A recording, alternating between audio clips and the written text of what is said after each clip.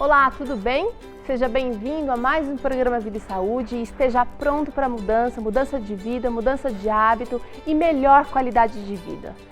Vida e Saúde de toda essa semana tem falado sobre saúde a baixo custo, isso é muito bom, são boas notícias. Nós temos aqui conosco durante toda essa semana uma equipe muito qualificada, a equipe lá do PSF UNASP, que trabalha, assim, são médicos e profissionais que trabalham com as pessoas e têm atingido resultados assim muito satisfatórios, às vezes saindo um pouquinho do convencional para alcançar o objetivo. Hoje, especificamente, nós vamos falar sobre hipertensão e diabetes, que são dois problemas muito comuns, muito atuais e que merecem sim a nossa atenção de vários ângulos. Tem especialista aqui esperando para falar sobre esse assunto. E também vamos falar sobre exercícios para mãos e pés. É daqui a pouquinho no Vida e Saúde, porque agora eu converso com a doutora Ideli. Tudo bem, doutora? Prazer em recebê-la aqui. Ela é Ideli Andrade, ela é médica, clínica geral, atua lá no PSF UNASP. Há quanto tempo, doutora? Vai completar 3 anos agora em setembro. 3 anos. E a gente vai falar um pouquinho sobre diabetes e hipertensão. Eu tenho um dado aqui muito interessante que diz que o diabetes afeta 246 milhões de pessoas em todo o mundo e a estimativa é que em 2025 esse número passe para 380 milhões. Quer dizer, tá um número alto. Tem e aumentado vai crescer. bastante. Você acredita que isso se deve ao estilo de vida, à desinformação ou qual é a sua opinião, doutora? Olha, eu acredito que o estilo de vida ele faz a diferença realmente. A informação ela tem chegado às pessoas de diversas fontes, né, os programas de TV inclusive, né, como esse nosso, mas as pessoas estão cada vez mais sedentas até de aprender sobre esse tema. E tem sido importante a gente abordar cada vez mais sobre ele mesmo. Mas a questão saúde faz a diferença. Tá deixando a desejar um pouquinho. Agora eu queria saber assim, o diabetes é uma doença silenciosa, muitas vezes quando a pessoa descobre ela já está num nível alarmante. Quais são os sintomas que o nosso telespectador precisa ficar atento e precisa procurar um profissional, doutora?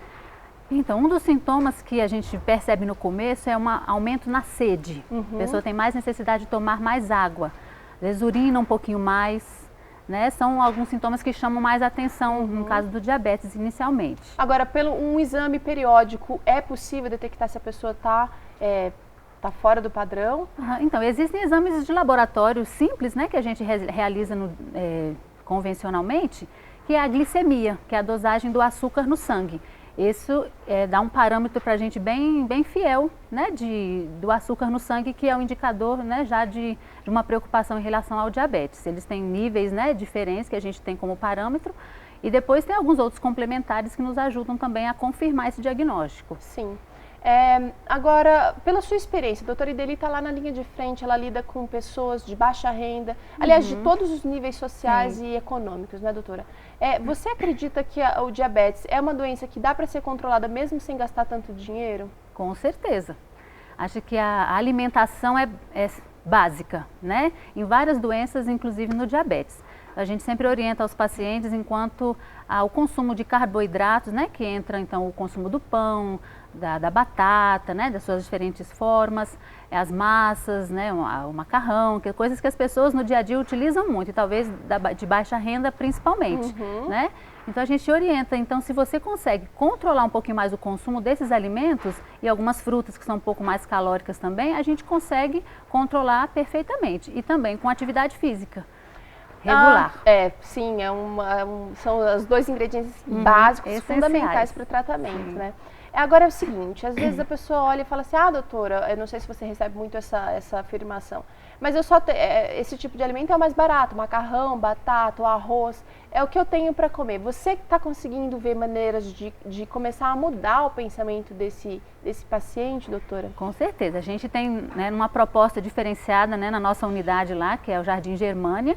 A gente tem um grupo especial que se chama Hiperdia, justamente para atender os pacientes hipertensos e diabéticos com um pouco mais mais próximo deles, e nesses grupos a gente tem apresentado proposta de alimentação saudável, incentivando o consumo de verduras, de legumes, né, coisas realmente saudáveis, de frutas, coisas que as pessoas no dia a dia não têm tanto hábito, né, de ingerir.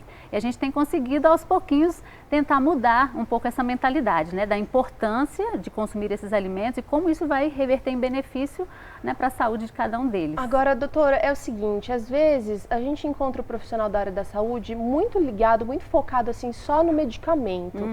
Eu sei que varia muito da personalidade, do conhecimento e da fé que cada profissional tem naquilo que vai receitar. Mas eu sei que o PSF e o NASP tem feito um programa muito diferenciado no sentido de estar saindo um pouquinho do caminho só do receituário e estar arregaçando as mangas e ajudando a população a aprender a usar os 8 remédios naturais que a gente cita aqui, tanto no Vida e Saúde, que é alimentação, exercício físico, como disse, enfim. Você acha que os resultados simplesmente de remédios não são satisfatórios, não são suficientes? Não são suficientes. Tanto no caso do diabetes como da hipertensão. Da hipertensão. É o que a gente fala no dia a dia no nosso consultório, é justamente isso. Que a gente precisa de ter um conjunto de ações, vamos dizer assim. Uma delas é a medicação, que é necessária, mas principalmente o cuidado com a saúde, então na alimentação. E a gente lá tem tentado fazer o diferencial na vida desses pacientes, propondo em cada encontro nosso uma receitinha diferente.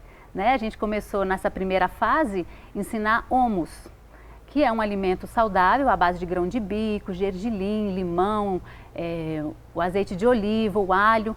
Então, o que eu faço para esses pacientes? Eu dou uma ideia dos valores nutritivos desses alimentos, a gente prepara a receita para que eles experimentem e eu deixo com eles a receitinha escrita. Olha, então, é uma forma... É bem didático, porque ela apresenta uma solução, então ela propõe lá para o paciente, olha, você precisa deixar de comer alimentos menos gordurosos, menos carboidrato, menos açúcar. Sim. Aí o paciente acho que pergunta, como todo mundo pergunta, mas o que eu vou passar no pão? Essa é uma pergunta muito frequente. O que eu vou beber se não é o leite? Eu não gosto de leite desnatado, o que eu vou fazer? Então, o que ela faz? Ela receita e ela faz uma receita, ela tem um grupo e ela prepara essa receita, ela diz o que é bom nessa receita. Então, é interessante a gente conscientizar também, porque se eu não souber da importância daquilo que você está, do que eu estou ingerindo, do que eu estou vendo, do que eu estou assistindo, do que eu estou dormindo, enfim, aquela mudança não consegue ser implementada de fato. Exatamente. E a gente tem tido assim, tudo bem que o nosso grupo ainda é pequeno nessa proposta, assim, tem pouco tempo de existência, mas a gente já tem colhido alguns bons resultados. Alguns pacientes que falam, olha doutora, depois que a gente começou a fazer atividade física, ter essas orientações aqui de vocês enquanto alimentação, eu já fiz a receitinha lá em casa, deu muito certo, estou me sentindo muito melhor. Então isso pra gente é um feedback muito interessante, muito gostoso, né? Agora, quanto à hipertensão, eu tenho outro dado aqui que diz o seguinte, ela é 2 vezes mais comum em diabéticos. É uma relação que parece que a obesidade e a resistência à insulina levam à hipertensão. Tem essa relação mesmo? Tem uma relação muito estreita entre o peso, né? Por isso que a gente também sempre incentiva a atividade física, porque ela está muito ligada com essa resistência à insulina, o controle da hipertensão. Então, é importantíssimo. Agora, um paciente que não tem assim observado nenhum, que realmente não liga, não tá ligado ainda com o cuidado básico da prevenção. Você acredita, pela sua experiência, você tem visto lá no consultório, lá no PSF, lá no momento de atendimento, que ele é mais difícil de mudar a cabeça ou simplesmente ele não teve uma oportunidade para mudar de vida? Olha, eu acho que nós temos as duas experiências, daqueles que são um pouquinho mais resistentes às mudanças, porque toda mudança depende muito da nossa disposição pessoal, né? A nossa motivação, eu quero modificar e eu vou buscar os meios para ter essa mudança. E outros são um pouco mais acomodados e não querem, e outros não tiveram a oportunidade. Então, à medida que a gente vai dando essa oportunidade, acho que vai ir trabalhando essa questão da motivação, né, para que ele tenha uma boa saúde, tendo a experiência dos outros pacientes, a gente compartilha também em alguns momentos a experiência do outro, né, de que já foi positiva. Então isso vai aumentando essa motivação. É um estímulo, É um estímulo. E acredito que a gente vai conseguir aí em pouco tempo. Ai, graças a Deus. Olha, você está acompanhando aqui o trabalho. É uma só, durante toda essa semana a gente vai conversar com vários com vários especialistas da área aqui de saúde do PSF e o NASP, que é aqui em São Paulo. A realidade do Brasil, ela não pode ser comparada só aqui com a nossa região aqui sudeste, mas ela reflete o que anda acontecendo no Brasil. E acho que só um detalhe que a gente, né, poderia acrescentar, hoje em dia a gente tem assim muito pouco tempo para fazer muitas coisas. Então a gente precisa de uma alimentação rápida, a gente precisa, né? Então isso tem levado as pessoas a ter um consumo dos fast foods, né? Que são os alimentos rápidos e esses alimentos são prejudiciais. Então é difícil a gente também tentar modificar esse pensamento, né? De que mesmo com a nossa correria do dia a dia, é importante a gente não esquecer desse cuidado. A conscientização, eu acho que na verdade ela acaba sendo o fator assim inicial mais difícil de acontecer, porque às vezes tem o fator cultural, tem o fator socioeconômico, tem o fator, enfim, são inúmeras as desculpas que a gente tem para estar nesse caminho de alto risco mesmo. Agora eu queria que você fosse um pouquinho mais específica, falando dos cuidados que o hipertenso precisa ter, ele precisa acordar para a realidade dele e tem possibilidade de qualidade de vida, mesmo com a doença. Então, uma das questões seria o controle do sal na dieta, né? A gente sabe que a maioria dos alimentos que tem conservante é o cloreto de sódio. São industrializados, né? Eles têm essa substância. Então é difícil a gente evitar com que as pessoas utilizem esses alimentos, mas a gente tem que estar sempre falando para eles, né, na importância desse cuidado. Então o sal na dieta, a atividade física, o a gente sal volta... não só, é interessante que ela falou aqui, que não só o sal aquele que a gente está acostumado a ver na cozinha, mas nos conservantes, os enlatados, os refrigerantes, todos os alimentos que são industrializados, eles têm esse conservante. Então, né? As o bolachas, hábito de o ler refrigerante. Então é importante ler o rótulo dos alimentos para ele ter uma ideia de a porcentagem de cada produto desse, né? Mas é muito difícil, porque todos eles têm. Então a gente sempre incentiva o uso das frutas, né, o menos pior e o mais natural, né, doutora? O mais natural possível. A atividade física, a gente volta a falar sobre ela 3 vezes por semana, pelo menos. Isso também vai ajudar no controle do estresse, que é um fator que contribui para a hipertensão, né? E a prática, né, vai condicionando o seu coração, condicionando as suas artérias e vasos sanguíneos como um todo. Então tudo isso faz parte, né, desse controle e coisas que a gente pode estar fazendo no nosso dia a dia. Doutora, muito obrigada. Agora a gente vai acompanhar junto aqui um VT sobre o grupo Hiperdia, um trabalho maravilhoso que inclusive a doutora Ideli tem feito lá no PSF. Vamos ver junto.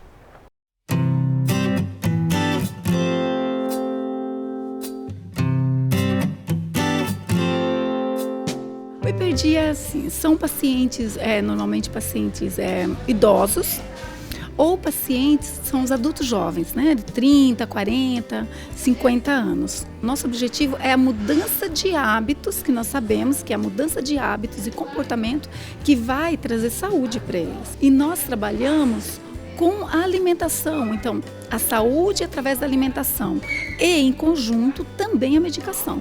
Então elas dão bastante dica de como a gente se alimentar, como que o alimento é a principal, é a chave, né, para você, que é você, 70% depende de você, que é a sua alimentação, né?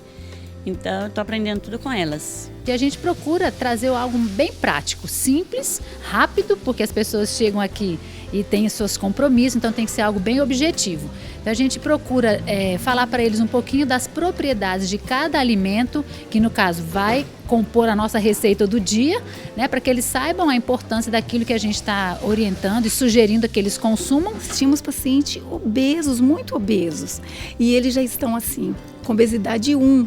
Então, ainda não estão dentro do adequado, mas eles já tiveram uma vitória, eles já tiveram uma evolução muito positiva. Então, quando a gente consegue se dedicar com a segunda, né, andando a segunda milha, para nós, principalmente, é muito gratificante, porque a gente vê o retorno através, né, da vida das pessoas, da expressão das pessoas, do resultado que a gente quer, que é que todos tenham saúde. Então, isso é muito gostoso. Eu comemoro cada vitória, sabe? Comemoro mesmo, eu sou muito otimista.